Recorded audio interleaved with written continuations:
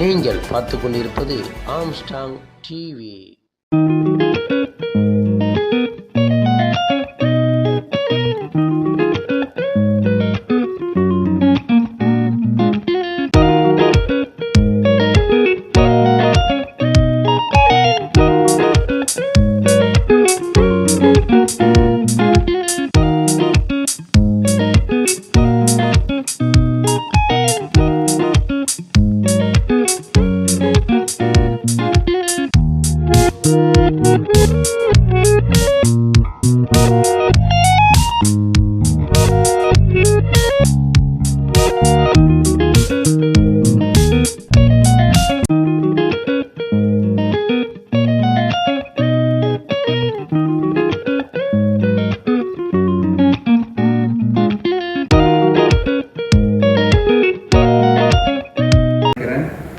மக்கள் இன்று இருக்கக்கூடிய காலகட்டத்தில் சந்திக்கக்கூடிய மூன்றே விடயங்கள் தான். அந்த மூன்று விடயத்தை நான் வேகமாக சொல்லிட்டு நான் கடந்து போயிருந்தேன்.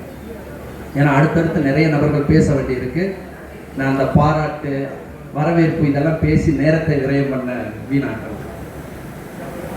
மெயினாக மக்கள் சந்திக்கக்கூடிய மூன்று விடயங்கள்ல ஒன்று வந்து பார்த்தீங்கன்னா நிலம் சார்ந்த விடயம் பட்டா. அடுத்து மிக முக்கியமான ஒரு விஷயம் பத்திரம். அடுத்து மிக முக்கியமாக எல்லோரும் அன்றாடம் நம்ம வந்து தெரிந்தோ தெரியாமலோ இன்னல்களை சந்திக்கக்கூடிய ஒரு விடயமாக பார்க்கக்கூடியது காவல் நிலையத்தில் நடக்கக்கூடிய இந்த அவல நிலை. ஏதோ நீங்க இந்த மனித பிறவியாக பிறந்துட்டு நான் காவல் நிலையத்தை மாட்டேன் சொல்லி நீங்க கடந்து போயிட முடியாது. ஏதோ ஒரு சூழ்நிலையில் நீங்க காவல் நிலையத்தின் வாசப்படிகளை மிதிக்க வேண்டிய ஒரு காலகட்டம் இருந்தா ஆகும். நீங்க மிதிச்சுனா ஆகணும். அதை கடந்து உங்களால் போக முடியாது. ஏதோ ஒரு வயசுல காவல் நிலையத்துக்கு போவீங்க. அப்ப காவல் நிலையத்துக்கு நீங்க போகும்போது மிக முக்கியமாக நீங்க தெரிந்து கொள்ள வேண்டிய ஒரு மூன்றே ஒரு விஷயம்தான். ஒண்ணு, புகார் மனுவை எப்படி எழுத போறோம். அப்போ உங்களுக்குள்ளே நீங்க நினைச்சுக்கணும், நம்ம எழுதக்கூடிய புகார் மனுவில் ஆப்போசிட் பார்ட்டிக்கு எந்த மாதிரி தண்டனை கிடைக்கணும். அறுவருக்கு தக்க கெட்ட வார்த்தையில பேசினாங்க, பட் அதை என்னால் எழுத முடியாது அப்படின்னா எழுதிதான் ஆகணும். அப்படி நீங்க எழுதலை அப்படின்னா அந்த கேஸ் மேட் அவுட் ஆகாது. அதிகப்படியாக கெட்ட வார்த்தைகள் பேசக்கூடிய இரண்டே இடம், ஒன்று நீதிமன்றம், அடுத்தபடியாக காவல் நிலையம்.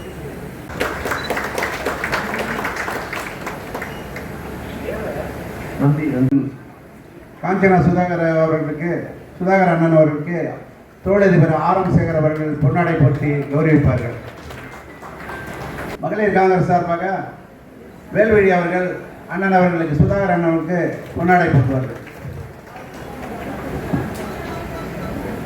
பழகங்களுக்கு கட்சி சார்ந்தது இருக்குமா. இந்த ஆர்டி தகவல் உரிமை சட்டத்தில் இதுதான் ஃபஸ்ட் டைம் அட்டன் பண்ணுறேன். நல்லா அருமையாக எடுத்து வைத்தார். இது முன்னாடி பேச தோழர் பட்டா எப்படி வாங்கணும், பத்திரப்பதிவு எப்படி பண்ணணும், காவல்துறைகிட்ட எப்படி நம்ம ஹேண்டில் பண்ணுறது, இதெல்லாம் நல்ல ஒரு இதுவாக எடுத்துக்காட்டுகிறாரு. மேலும் மேலும் இது நல்லபடியாக வளர்ந்து நம்ம மக்களுக்கு இந்த சமுதாயத்துக்கு நல்ல ஒரு வழிகாட்டுதான் இருக்கணும்னு கேட்டுக்கொள்கிறேன். நன்றி, வணக்கம். சட்டமன்றம், சட்டத்தை நிலைநிறுத்த நீதிமன்றம், நான்காவது தூண் ஊடகம். இந்த ஊடகம் வந்து விழிப்புணர்வு எப்பவுமே இருக்கணும். அப்படி இல்லைன்னா அந்த ஊடகத்துடைய ரோலை வந்து மக்கள் எடுத்துக்குவாங்க. இப்போ வந்து நீட் வேணுமா வேண்டாமா என்பத பிரச்சனை, அல்லது அந்த நீட்டில் தேர்வில் நடந்த குளறுபடியா பிரச்சனை என்பதுதான் சப்ஜெக்ட் இப்போ வந்து போயின்னு இருக்கு. ஆனால் அதில் வந்து நிறைய மாணவர்கள் வந்து கலந்து கொண்டு எங்கு வந்து லஞ்சம் விரித்தாடுகிறதோ அந்த இடத்துல வந்து மாணவர்கள் எழுச்சி பெற்று அந்த இடத்துல வந்து சட்டத்தை வந்து நிலைநிறுத்தத்துக்காக பாடுபடுபவர்கள்.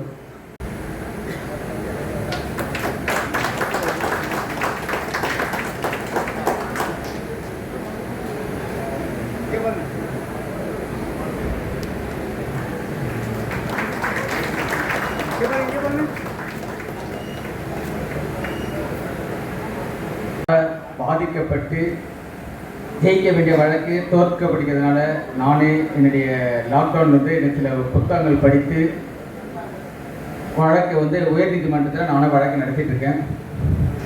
அதே போல் 2 வழக்கு ஜெயிச்சிருக்கேன். 3வது வந்து பொது நல வழக்கும் போட்டிருக்கேன். அதில் இப்போ வந்து கண்டெம்ட் போட்டுருக்கோம். அதாவது வந்து பெரிய இது கிடையாது. இப்போ யார் யார் இங்கெல்லாம் ஆர்டிஐ ஆழ்வார்கள் இருக்கீங்க இல்லையா, இதில் வந்து ஆணையத்தில் எத்தனை பேர் வாதாடி இருக்கீங்க? கொஞ்சம் கை ரோஸ் பண்ணுங்களா. சிம்பிள் தான். ஃபஸ்ட்டு அப்பா அம்மா கிட்ட எப்படி பேசுகிறோம் அதே போல தான்.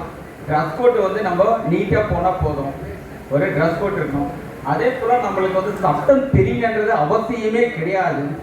இப்போ கூட நம்ம சொல்கிறோம் ஆர்டிஐயில் போச்சு இது இதெல்லாம் சொல்கிறீங்க, அது போல் தெரியணும்னு அவசியம் கிடையாது. நியாயம் நம்ம பக்கம் கரெக்டாக இருந்தால் கண்டிப்பாக ஜட்ஜஸ்ஸு நம்மளுக்கு ஒரு சில ஜட்ஜஸ் தான் சொல்ல, எல்லா ஜட்ஜஸும் சொல்ல முடியாது. ஒரு சில ஜட்ஜஸ் நியாயமாக தீர்ப்புகள் கிடைக்குது. அதே போல் நம்மளுக்கு ஃபஸ்ட்டு வந்து அடிப்படையாக தெரிஞ்சிக்க வேண்டியது நம்மளுக்கு யூ நோ லா. அதாவது உங்களுக்கு சட்டம் தெரிந்திருந்தால் யூ நோ லைஃப், உங்களுக்கு வாழ முடியும். தமிழ்நாடு ஆர்டிஐ ஆர்வலர் இயக்கம் என்பது இந்த தமிழகத்திலே செயல்பட இருக்கின்றது.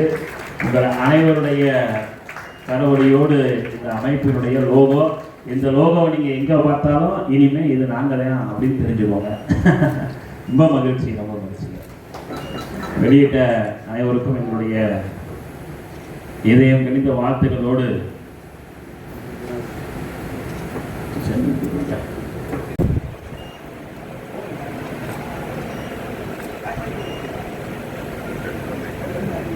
அவர்களுக்கு நம்முடைய முன்னாள் சட்டமன்ற உறுப்பினர் அவர்கள் நினைவு பரிசு வழங்குகின்றார்கள்.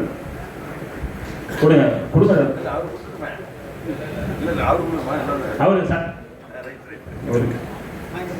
இந்திய ஊழல் ஒழிப்போர் கூட்டமைப்பினுடைய அருமைக்குரிய பொதுச் செயலாளர் செல்வராஜ் அண்ணன் அவர்களுக்கு இந்த நினைவு பரிசை வழங்கப்படுகின்றது. கொடுங்க.